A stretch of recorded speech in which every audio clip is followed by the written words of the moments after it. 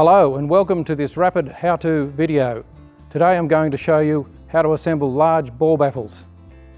Here we have a carton of 25 balls. That's enough to baffle 1,000 litres of water. First step, with the carton with the label facing up, lay it over on its side.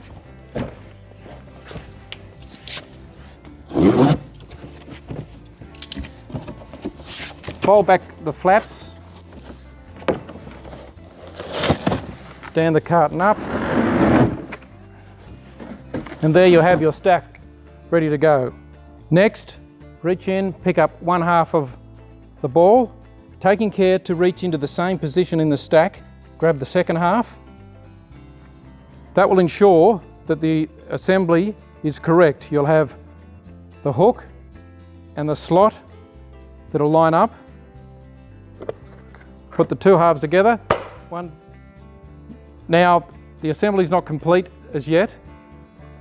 You reach in, put your hands across the markings where it says rapid spray, and on the other side, rapid spray, rapid spray. Once they're together, give your hands a twist. You'll hear a little click and the ball will be completely assembled. This can be verified by noticing that the clips have the little legs positioned behind the head.